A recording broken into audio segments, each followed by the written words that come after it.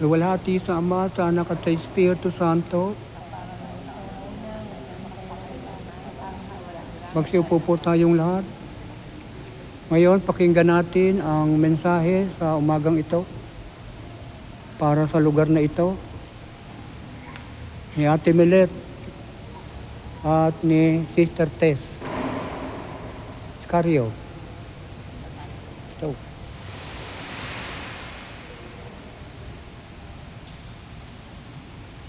Dito na lang, dyan. Dito. Wala kayong belo?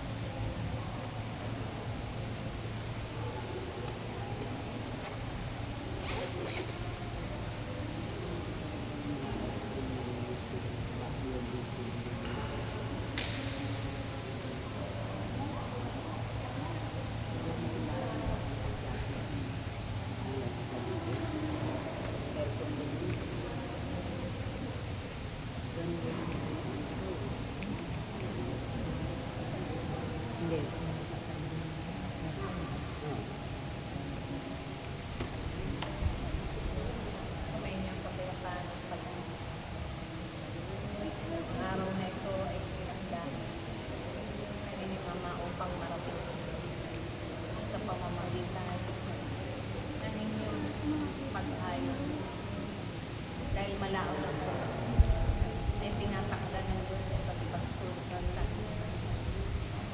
Kaya tangakan ako sa puso na lagi nasasainit at mananatili ang pag-ibigan sa isa't isa.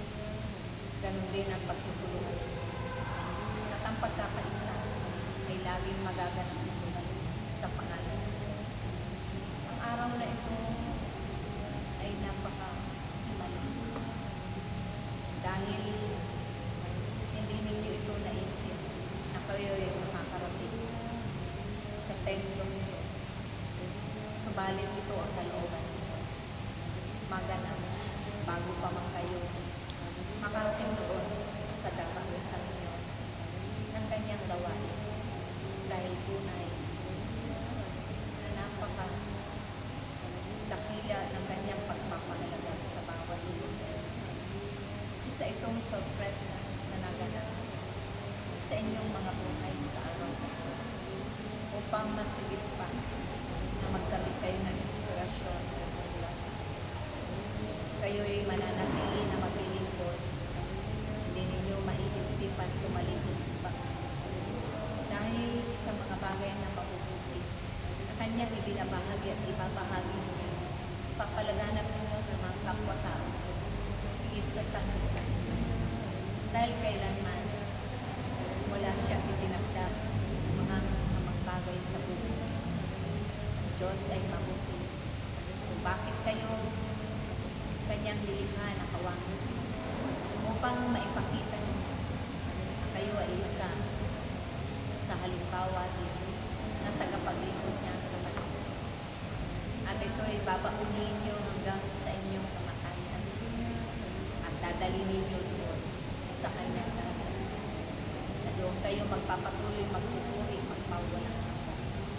Kaya at ating mga anak, ang sinimulan ninyong mga mabubuting gawa, iyon ay inyong ipagpatuloy. Sama-sama kayo na magpalaganap ng Kanyang salita, magpakalaganap ng Kanyang pag-ibig at pagpapahalaga sa kapwa, paggalang at pagpapatawad, dahil ito ay isang gabay at patnubay upang kayo ay mamuhay ng naayon sa kalooban.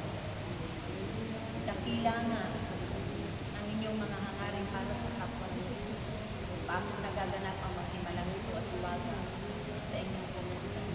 Dahil ito ang Kanyang kalooban upang masigit pa na manalig at manampalataya at magtiwala sila sa Diyos magpakailanman. Kaya't kayo ay magbibigan ng pagpanalangin natin. Ganapin ninyo ang mga bagay na ito na ipapanalangin ninyo ang buong sanlibutan. Dahil kayo nga ang itinakda niya. Hindi lamang tagapanalangin ng mga trahedya ng mga salin, ng mga buhay at mga kaluluwa. Kundi tagapagtaboy din ang lahat ng paparating sa at trahedya. Higit sa inyong bayan, sa inyong bansa. Ganun din ang mga kaguluhan ng lipunan. Ito'y lagi ninyong ipapanalangin. At ang pagkabahagi ng bawat bansa, bawat sambahayan, bawat bayan, upang ang pagkakaisa ay sumalahat. Oh, next message, next message.